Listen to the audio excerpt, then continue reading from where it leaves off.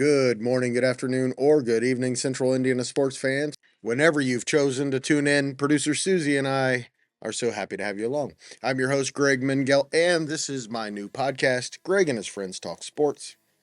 15, 20, maybe sometimes 30 minutes every day, my friends and I talk about what Central Indiana sports fans are talking about. Coming up on today's show, the Pacers won again, even though they weren't really trying to. And the Noblesville Boom were in action Thursday morning. We have details and a reaction with Boom PA Guy and my friend Aaron Pitman. Braylon Mullins returned to Central Indiana with his UConn Huskies and had a nice performance and a win over Butler. And Indiana Wesleyan swept a doubleheader with Mount Vernon Nazarene. My friend Scott Hunt, the sports editor at the Marion Chronicle-Tribune, joins me to talk about the Wildcats. Plus, Alexandria girls basketball head coach and my friend Mickey Hosier joins me to talk some Tigers basketball and look ahead to Saturday's regional showdown with rival Oak Hill. Before we get to all that, I want to let you know what else is going on at the Central Indiana Sports Report. We released our Purdue report with Jake Dunn on Tuesday. On Wednesday, we had a great edition of Will Rutherford's Strictly Biased podcast where we talked about the favorites in the NFL in 2026, plus pitchers and catchers reporting, and the new look Indiana Pacers. Go check it out, the Strictly Biased podcast on the Central Indiana Sports Report. Still no IU report yet this week. I'm almost certain that we will have one for you later Thursday. Can't seem to get everybody together at the same time. It'll probably be this afternoon, Tuesday at the very latest. Thank you so much for joining us. My friends and I will be back tomorrow and the next day and the next day and the next day and the day after that. And here's what happened on Wednesday, February 11th, 2026. The Indiana Pacers are trying to figure this tanking thing out. They had the right idea. No Pascal Siakam, no Andrew Nembhard, no TJ McConnell, no Aaron Nesmith, and no Zubats. But this is the Pacers, and they don't do losing well. So they left Brooklyn with a 115-110 win and are no longer in the bottom three of the NBA. And, of course, the bottom three get the best odds for the number one pick or a top four pick. The NBA draft lottery is May 10th, and Will Rutherford said on his podcast on Tuesday that this could be the most important date in Pacers history, and he's not wrong. Oh well, there were a lot of positive signs for the franchise in the win. Jarris Walker, 23 points. Cam Jones started and finished with 11 points and 6 assists. Talon Peter scored 14, and the bench contributed 57 points to the 15th win of the season. Also, Kobe Brown, who came along with Zubats in the Mathurin trade, made his debut and had 8 points and 6 rebounds. The Nets led by 16 midway through the third. I figured mission accomplished and turned it to the Michigan Northwestern game. So now instead of a 14% chance of getting the first pick, the odds fall to 12.5% as the fourth worst. They now have a 48.1% chance of retaining a top four pick. And as I do every so often on Greg and His Friends Talk Sports, I visit Tankathon to see what the computers predict will happen with the Pacers on the May 10th draft lottery, and it's Cameron Boozer again today. Will Rutherford and I talked about Boozer on today's Strictly Biased podcast, how he'd be the exact right fit for this team. Also, Benedict Mathurin had 16 points off the bench in his Clippers debut. He went 9 for 10 from the foul line in a 105-102 upset of the Rockets. The Noblesville Boom head into the All-Star break off a dramatic win, 130-129 over the College Park Skyhawks on Thursday morning. The Boom survived a late attempt to win it by former Boom and Pacer Ray J. Dennis, who finished with a game-high 47 and was incredible. All 5 Boom players were in double figures, led by Cameron Hildress, 34. I'd never heard of him before last week. Jalen Slauson finished with 29. Adis Toney, 19 points in 44 minutes. MJ Araldi and Gabe McLaughlin scored 18 apiece for Noblesville, who shot 56% from the field, 70% from the 2-point range. Noblesville is now in a 5-way tie for second place in the East with 13 wins as the team heads for the All-Star break. Osceola has 14 wins. The Boom, Toronto, Greensboro, Cleveland, and Long Island all have 13.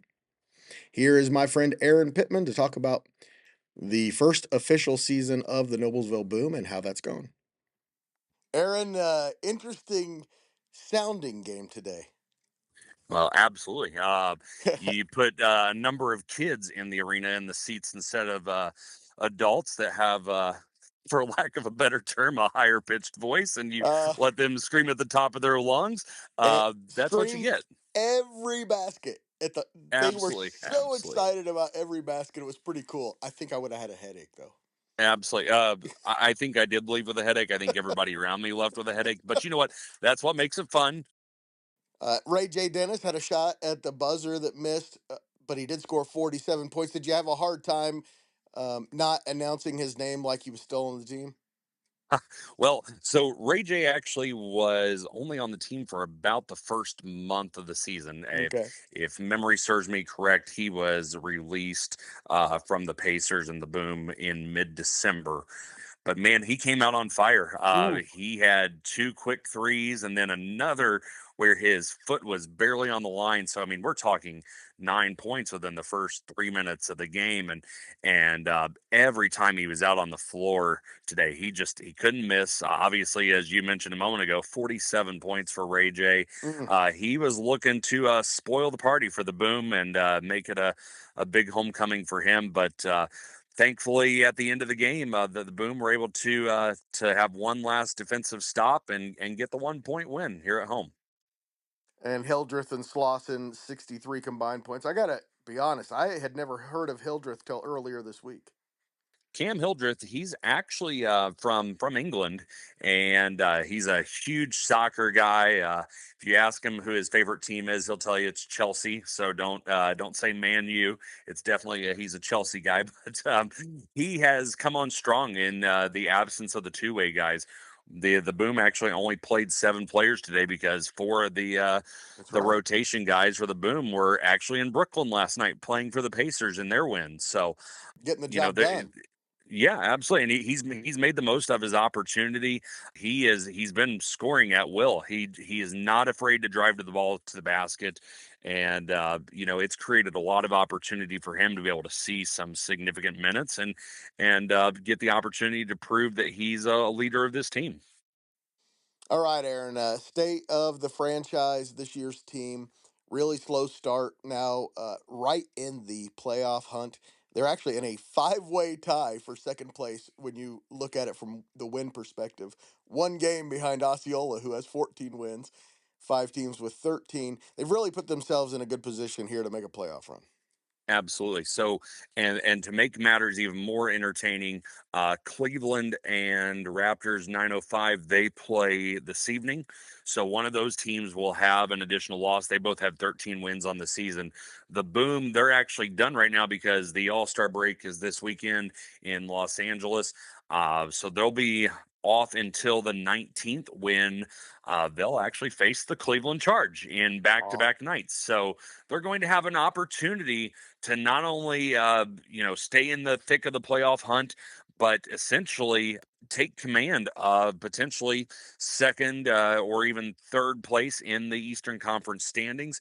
And with the way this works in the Eastern Conference, they have that opportunity to host some playoff games come late March, early April. So, that would so be cool. a lot to be determined within the next couple weeks with Cleveland coming into town, but also some very winnable games for the Boom as we move forward. So it's going to be an exciting end to the season after this All Star break. If you haven't been to a Boom game yet, you haven't been to the arena at Innovation Mile, I highly suggest you get tickets. It's an inexpensive form of entertainment for the night. $17 will get you into the arena, and there's so much excitement going on beyond just the game. It's a lot of fun. Highly recommend it to anybody wanting to get out to a game. Everybody go watch the Boom and listen to Aaron Pittman, my friend and PA announcer for the Boom. Aaron, thank you so much for your time. Let's do it again soon. Yeah, absolutely. Thanks so much. Take care, Greg.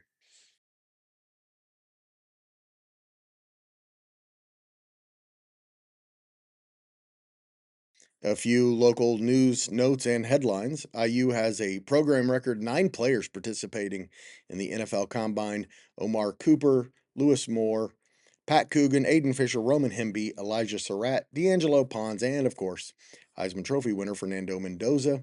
The Combine is at Lucas Oil Stadium, February 26th through March 1st on the NFL Network. Lawrence North Star receiver Monsoon Sales has narrowed his college list to 4, and it's a doozy. National powers Alabama and Ohio State, and the 2 teams that were in the national championship game, Miami, and of course, national champion Indiana. Mount Vernon star and future Purdue Boilermaker Luke Ertl was one of 22 players selected to play in the Iverson Classic in Hampton, Virginia, May 1st through 3rd, and former IndyCar star James Hinchcliffe, their current announcer on NBC, will drive in the NASCAR Truck Series at St. Petersburg on IndyCar weekend, now just 2 weeks away. We will have an IndyCar report later Thursday to talk about the latest in the series. To men's basketball, Greenfield Central's Braylon Mullins returned to Central Indiana Wednesday and scored 15 points in number 6 UConn's 80-70 win over Butler at Hinkle Fieldhouse. Drayton Jones scored 15 for the 13-12 Bulldogs. Ball State lost 60-53 at Worthen Arena. The Cardinals are now 8-16.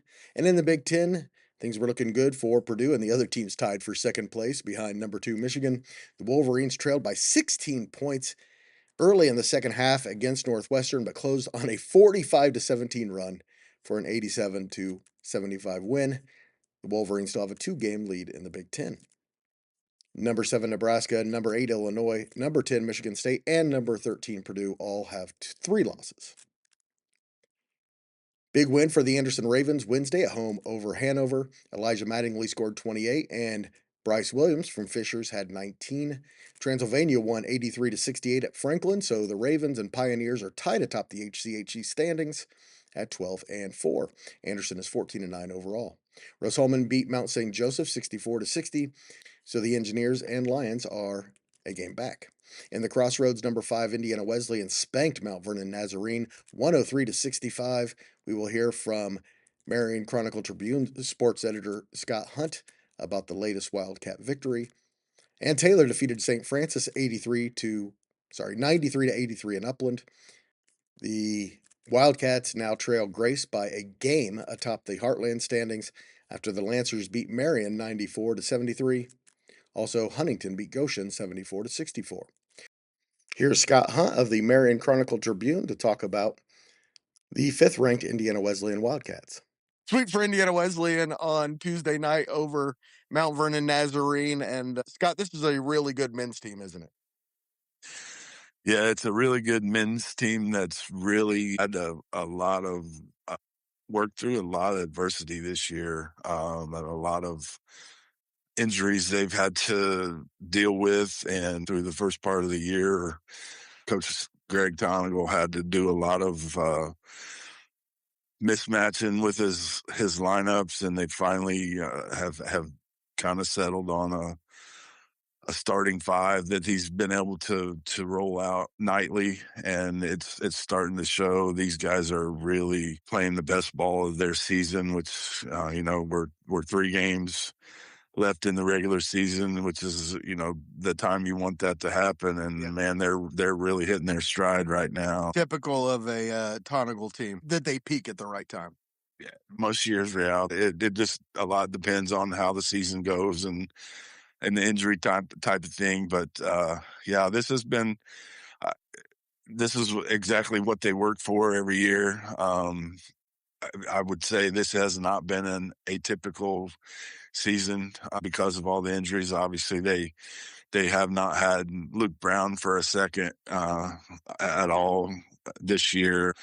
I got to talk to Luke's dad last night a little bit while the game was going on, and I feel for that kid, man. He's put so much heart and soul and effort and time into being who he became as a high school player, and what he did at the college level when he could do it. And his body just has had enough of basketball, and it's tough, I'm sure, for him to sit on the bench and watch what's going on. But man, he's been a team guy, and he's been an assistant coach for the Wildcats this year, and I'm telling you what, right now these guys are shooting the ball like Luke Brown. I don't know if he's being a shooting coach for them or not, but they shot 61% last night against Mount Vernon for the game. 61% and hit 11 of 15 3-pointers in the second half. Just an incredible shooting display. The defensively, they were locked in the entire game, and that's where when you talk to Coach Tonigal, when he is at peace with what they're doing on the floor, the word that he uses most often is connected, and that was one of the first things he said to me post game last night is these guys are really connected right now. And towards the end of our interview, he said, I'm not having to do a lot of coaching with these guys because they're so connected. And another big part of that sentiment is his senior point guard, DJ Moore. DJ Moore has been a leader for this group and has helped it become the cohesive unit that it is. DJ Moore last night against Mount Vernon Nazarene. The final score of this game, they beat Mount Vernon Nazarene 103-65. Now, to put that in context a little bit, last Saturday, Mount Vernon Nazarene beat the number one team in the country, Grace College, at MVNU on their home court in Ohio. They beat Grace by 15 points. Yeah. So MVNU rides into Indiana Wesleyan off that win over number one Grace and takes a 38-point beating at the hands of Indiana Wesleyan, and which sets up a huge game on Saturday. Indiana Wesleyan goes to Grace. 3 weeks ago, Grace was in full control. I think they had a 3-game lead over everybody in the league, in the Crossroads League standings, and now Grace has 2 losses. Indiana Wesleyan's breathing down their neck with 3 losses and 3 games to go, and big game up and won on the lake Saturday afternoon. But back to DJ Moore. DJ Moore last night set a single game program record for Indiana Wesleyan with 17 assists. Wow. Coach Tonigal couldn't say enough good things about the leadership DJ Moore's brought to this basketball team. And, just it's been cool to see them, the way they have fought through the adversity that they've been through. Scott Hunt, thank you so much for your time. Always appreciate it. And follow Scott for Indiana Wesleyan coverage. Also, the best high school sports coverage in Grant County as well. Thanks, Scott. Appreciate it. Only one local Division I game Wednesday in women's college basketball. That was a Butler 73-64 loss at Providence. In Division III, Anderson won 76-73 at Hanover behind 17 points from Sydney Sirota from Sellersburg, producer Susie's hometown. And the Ravens are now 14-9. Transylvania took control of the conference with an 80-59 win over Franklin. The Pioneers now lead the Grizzlies by 2 games on top of the Heartland standings. And in the Crossroads, Indiana Wesleyan beat Mount Vernon Nazarene 78-57. Taylor lost 72-62 at St. Francis. Huntington beat Goshen 60-52. Marion beat Grace 97-66, and Bethel knocked off Spring Arbor 70-62. Marion and St. Francis are still tied atop the league standings at 13-2. Taylor's now 16-9. Indiana Wesleyan is 14-11. 2 boys basketball games on Wednesday. Hamilton Southeastern beat Muncie Central 85-51. Luke Weimer had 18 and Landon Oswald 16 for the Royals. Isaiah Sneed 14 for the Bearcats. And Hagerstown beat Muncie Burris 68-43. The Tigers are now 11-5. A quick look ahead to a light Thursday in Central Indiana. The Indiana Hoosiers women's basketball team has won 3 straight and goes to USC to face a Trojans team that has won 4 in a row. That game's at 10. In the Missouri Valley at 7 o'clock, Murray State's at Indiana State. Valpo is at Illinois State. And at 8, Evansville goes to Southern Illinois. In the Horizon, IU Indiana hosts Northern Kentucky, and Purdue Fort Wayne is at Green Bay. Couple of high school basketball games. 7-10 Elwoods at 0-9 GEO Next Generation, and 10-7 Delta, which has won 7 of its last 8, is at 8-9 Newcastle. Girls basketball regionals, swimming state finals, and wrestling semi-states are Saturday. Carmel will swim for its 40th straight state championship Saturday at the Natatorium at IU Indy. In local wrestling, Noblesville is the defending champion at Elwood, Oak Hill the defending champion at Oak Hill, Delta the defending champion at Delta. Westfield will defend its title at Frankfort, and State Power Belmont will defend its regional title at Jay County. In girls basketball locally Saturday, in Class 4A, it'll be 22-3 Pendleton Heights against 25-0 Center Grove, the only unbeaten team in Indiana, and 20-4 and 7th-ranked Hamilton Southeastern plays McCutcheon at 4 at Frankfort. In 3A, Roncalli and Cathedral play at Greencastle at 4, followed by 20-4 and number 6 Lawrence Central against top-ranked Pike. In 2A, 18-6, Carroll takes on 20-2 Monroe Central, and the game that we're most interested in, 20-4 Alexandria versus 21-3 Oak Hill at Marion. Coming up, Mickey Hosier's thoughts on the matchup, and on Friday we plan to have Scott Hunt back to preview the game from an Oak Hill perspective. Please stay tuned for Alexandria head coach Mickey Hosier.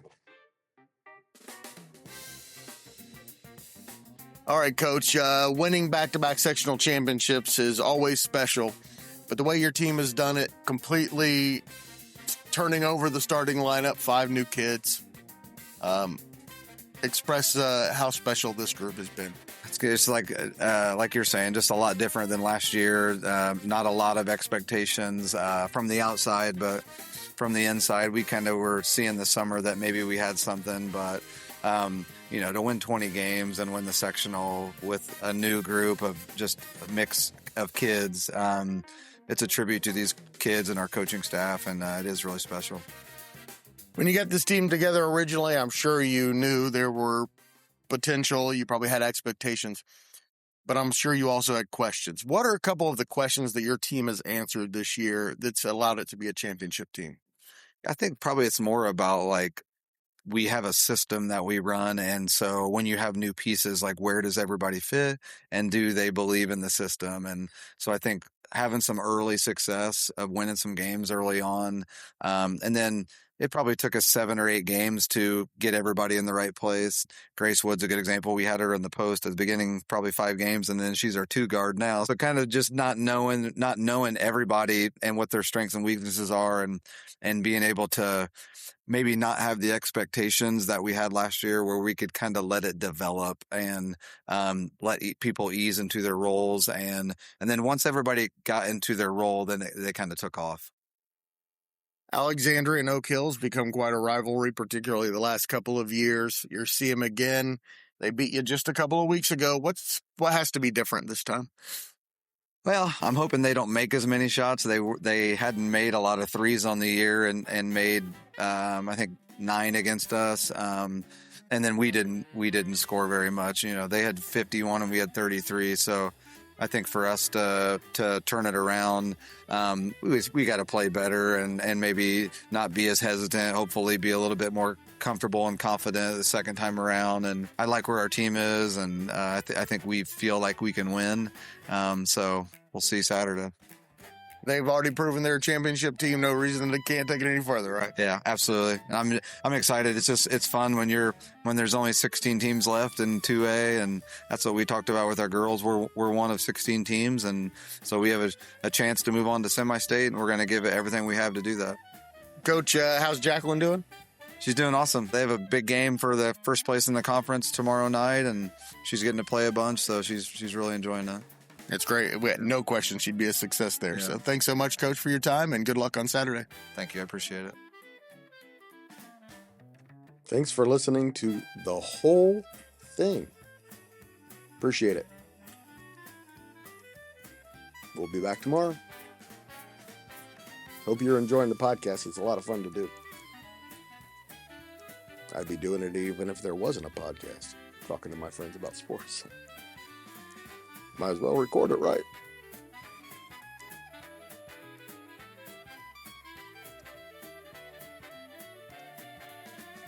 The Central Indiana Sports Report is a product of ITG Media, and I love Susie.